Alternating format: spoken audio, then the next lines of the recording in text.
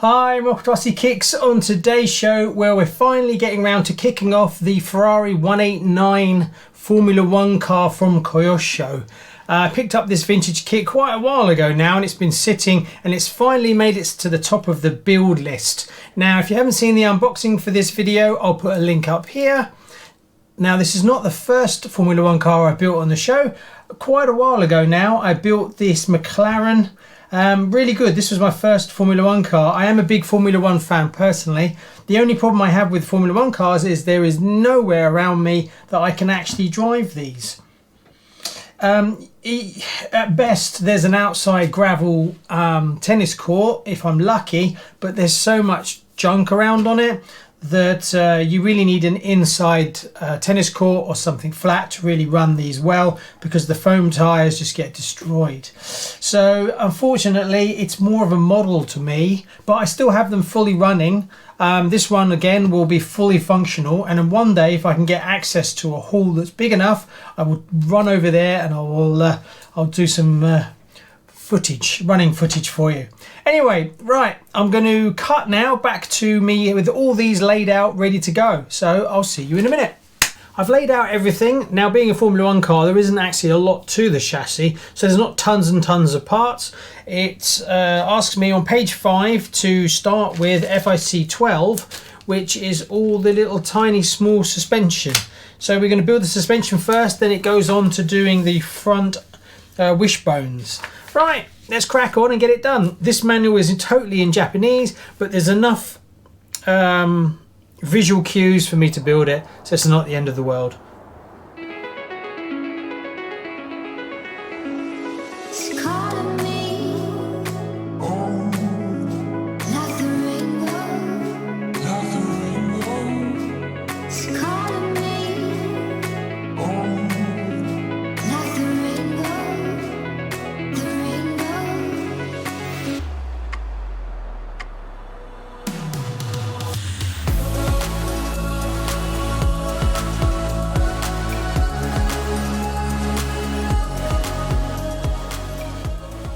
I finished the front arms. They all look good. They're actually quite a novel design, the way that they work.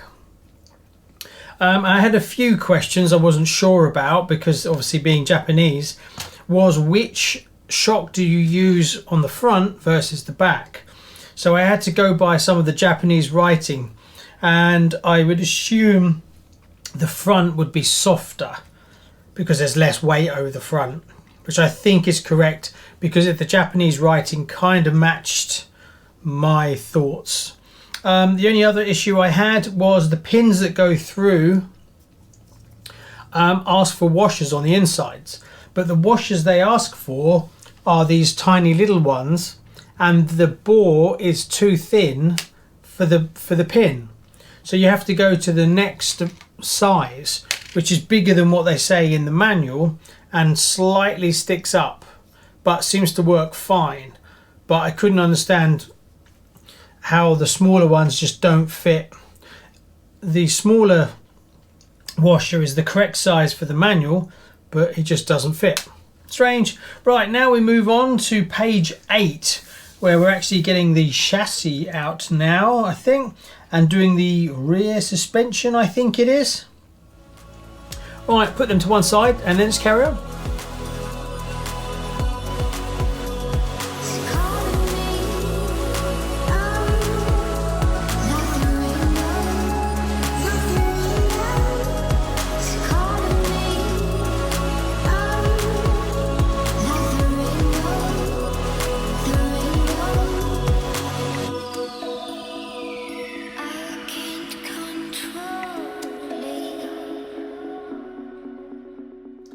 So the gearbox is done. I had a few problems. You actually dropped a metal bar inside. There's a bar that you put through a set of gears, and then that's what holds the gear on the rotation. It fell out. So I thought that it fell out and I lost it. I put it in, turned out it was inside the gearbox, and when I was rotating it actually got itself stuck in the teeth. So it would rotate to one side then the other. So I had to take the gearbox out. That was my own fault and just a bit of bad luck. Another thing that I found, obviously not having the exact instructions, when you put this bolt on here, you don't do it up too tight, otherwise it just locks it completely. So you have to use a locking nut, because it's not on that tight, but it's tight enough to hold itself so it won't come off. But I figured it out and got there. From that point of view, fitting the motor was pretty straightforward. So no issues at all. I did have a rummage through my bearings selection to see if I could actually replace the bushes with bearings, and I didn't have anything that was close to what was needed. Seems to be a very strange size bearing, especially for internal gearbox. So maybe later on, if I decide to start running this, or things change and I actually find a place I can run it more often, then I'll go back and change it. But like my other one, this will probably end up just being a shelf queen. Right, I fitted the front section to the bottom, and turns out what's really good is this actually has the crashback system designed into it. It has the same crashback system as the Schumacher Cat. So I'm impressed with that. I didn't know anything about that, but same design, pivots on the back, and then there's a rubber ring that goes around the front. So yeah, if you whack into a wall or something, it will give. It doesn't seem to click back in that well. It comes out, but then it kind of gets sort of stuck. But I don't know why. I looked to see if there was a reason it was rubbing, but couldn't really see what it was getting stuck on. Or was it just flexing? Because the whole section flexes quite a lot. Right, what's next? Now we've got to put the rear suspension on the gearbox, and then that will get bolted to the chassis. Let's carry on.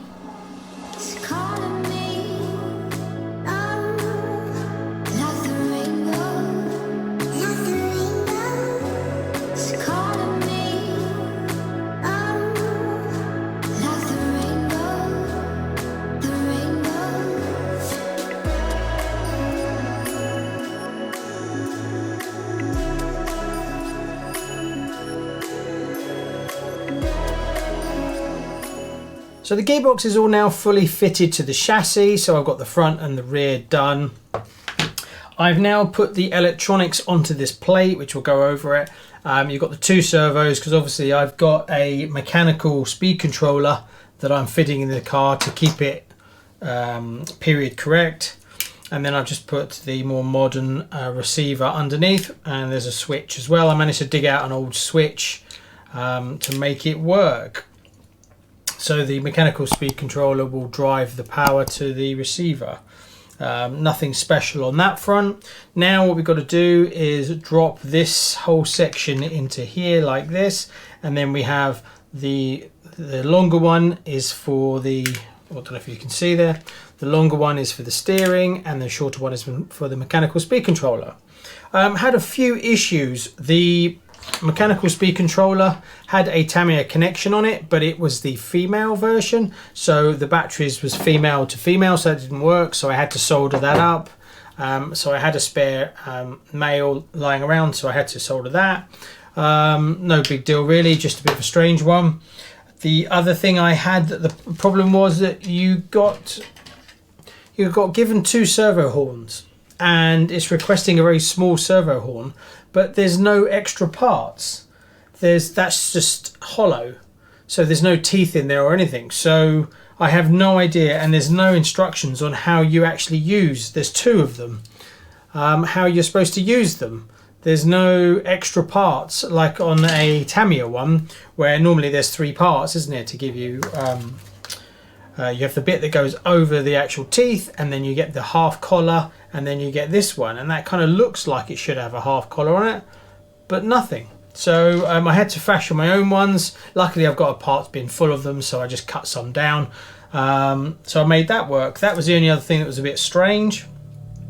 So next we've got to mount this section onto the chassis, which is basically the top bridge of the chassis, to stop it from flexing like crazy. Also, I thought this bottom plate, you could make that out of a sheet of carbon fibre. It wouldn't be that difficult. It's completely flat. It's got two little runners at the front here just to protect these screws a little bit, but that doesn't really make any difference. So it would be quite nice to buy a sheet of carbon fibre and then just trace around this, cut it out, and then you'd have a beautiful carbon chassis for this Formula 1 car.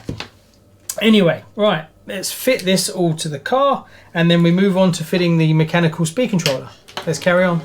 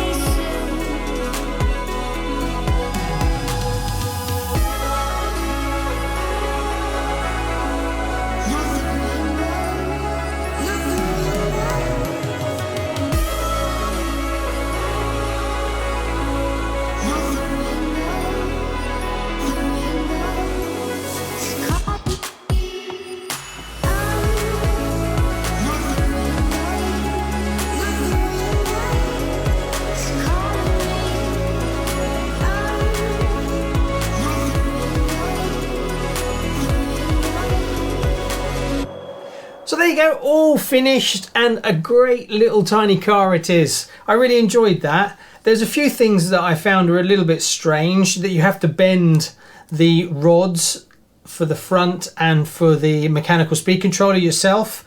That's a bit of an odd one. You have to be careful because you don't want to snap them and things like that, and you've obviously got to get the angles right. There is the angles in the manual, but obviously bending things with pliers and stuff like that, you've got to be a little bit careful. Another thing I found with it, there's a lot of the screws I found were just like a little bit too short. They feel too short, that they should be a little bit longer. But it feels, you know, strong. No issues. It's just maybe I'm just used to how Tamiya did it.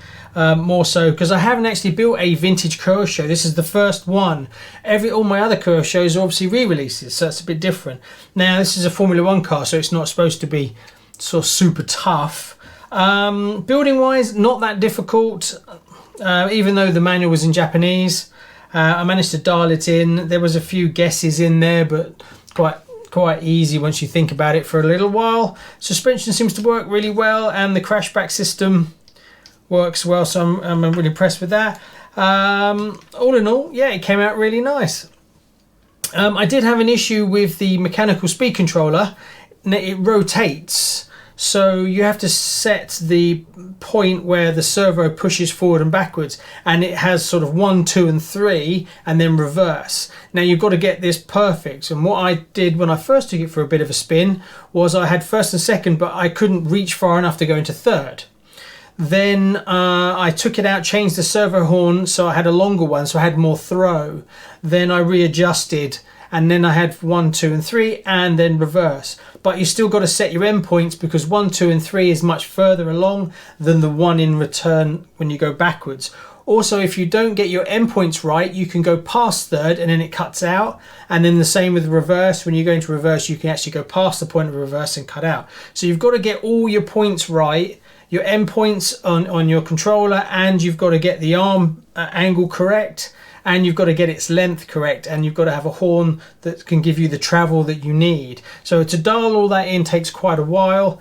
It now works pretty good. One thing that I found though is that when I go 1, 2, when I go into third, it's 1, 2, 3. It's like there's a big jump from second to third. It's like second is 50% power, 3 is 100% power, and first is like 20. So I don't know, I tried to do it slowly on the trigger to see if but it does just snap. So of course, being 2-wheel drive, it means that when you get into third, the back snaps out quite easily. So I don't know if that's just the nature of what they are, being a mechanical speed controller. If I was going to drive this more often, I would definitely put modern electronics in it. But being that it's just an old vintage kit, I wanted to build it with all its original electronics, because it's going to spend most of its life sitting on the shelf.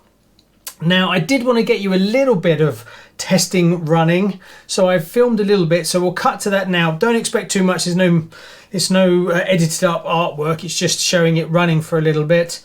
Now next in the upcoming video for this, there will be, I'll do the body, put all the decals on, and then hopefully I'll take it to a place where I can actually get some proper running footage, and then I'll do a more edited up version.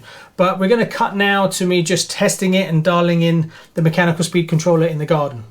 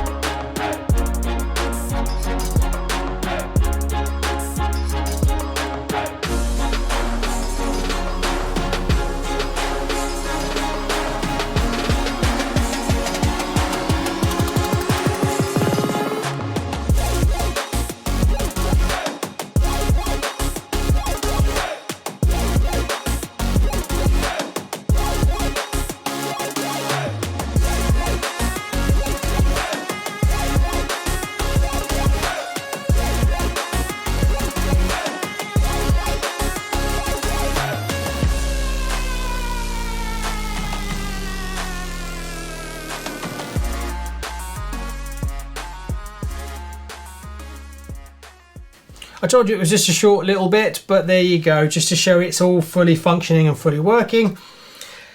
Whew, I did like it.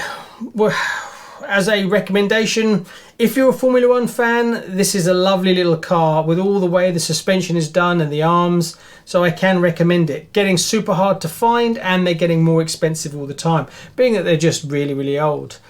Anyway, thanks very much. Please like and subscribe, and if you'd like to support the channel, head over to our Patreon. I'll put a link below, as those guys really help support me to make this channel happen. Thanks very much. See you on the next one. Bye-bye. Check out one of these videos for some more RC fun.